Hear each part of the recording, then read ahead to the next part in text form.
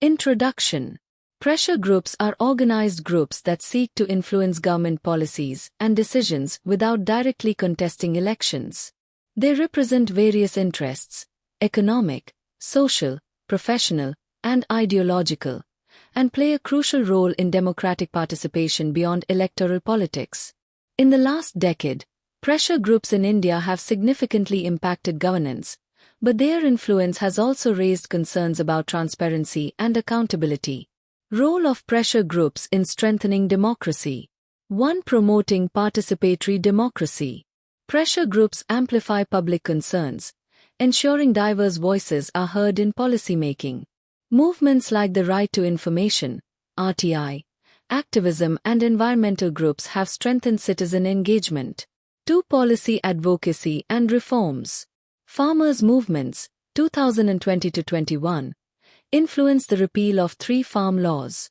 Trade unions and labor groups have pushed for changes in labor codes and wage policies. 3. Social justice and rights-based activism. Groups advocating for women's rights, example, Hush Me Too movement, Dalit empowerment, and LGBTQ+ rights have pressured governments for progressive reforms. The Triple Talaq ban, 2019, was influenced by women's rights organizations. 4. Holding the government accountable. Organizations like the Association for Democratic Reforms, ADR, analyze political funding and candidates' backgrounds, enhancing electoral transparency. RTI activists have exposed corruption and inefficiencies in public schemes. 5. Environmental and climate action. Pressure groups like Fridays for Future, India, have influenced environmental policies and opposed projects harming ecological balance. Legal battles by environmentalists have led to Supreme Court interventions in several cases. Challenges and criticism. 1. Lack of accountability and transparency. Unlike political parties, pressure groups are not subject to electoral scrutiny, raising concerns about opaque funding and vested interests. 2. Disruptive and adversarial tactics. Prolonged protests and strikes, example, road blockades during the farmers' protests, have sometimes led to economic losses and public inconvenience. 3. Elite and interest-based influence.